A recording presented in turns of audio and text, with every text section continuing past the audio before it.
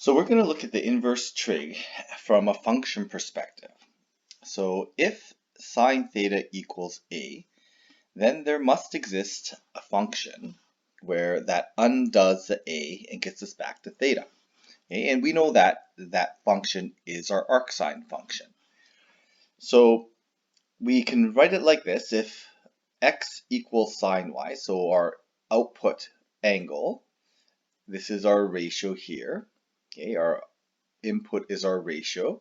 We can rearrange it into our arcsine form. So my ratio then becomes my input, my angle becomes my output.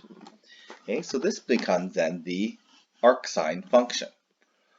So if we take a look at the sine function generally is going to look like this. Okay, so this has got it in radians, but we're going to write this in terms of 90 degrees as well.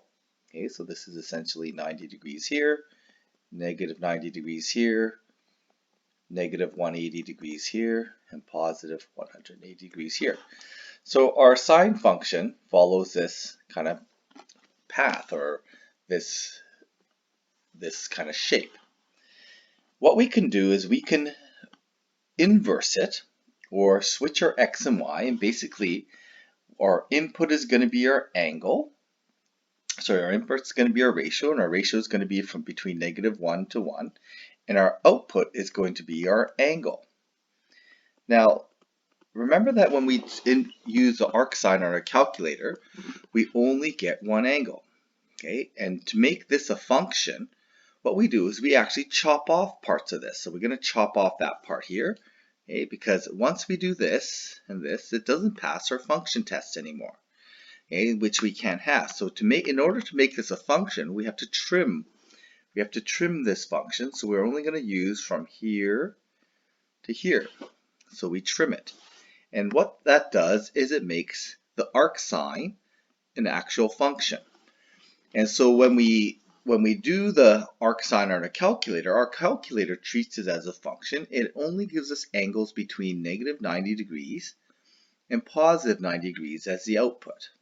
Okay, so we can give a ratio from negative 1 to 1, and our output is an angle, but remember that it only will give us angles from negative 90 to positive 90. So if I draw my circle for this, remember that the arcsine will only give us outputs that are in quadrants 1 and 4.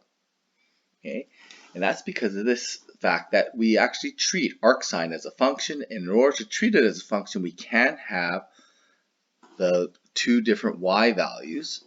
Okay, so we can't have two different y values for the same x values. It has to pass the vertical line test. So then this affects our domain and range. So our domain is from negative 1 to 1. Our ratio is from negative 1 to 1. We can write it like this in interval notation. These are the same. And the range is now going to be from negative 90 to 90. Okay, or in the interval notation, it's going to look like this. And so it's really basically making the arcsine into a function. So our input is our ratio. Our output is going to be a angle, and the angle is we're only going to have one angle, or theta 1, and we're going to ignore the other parts that continue. So these parts here, that's going to continue the repeating parts of these functions, because it will not pass our vertical line test. So basically for sine, our input is our angle. Okay, we input the angle into sine, and our output's a ratio. The arcsine then is the reverse. We're going to input the ratio, the output is the angle, and our angle has a restricted range because we need the arcsine actually is a function, we treat it like a function, and for it to be a function, it has to pass the vertical line test. So we have a restriction on the quadrants that arcsine will give outputs for.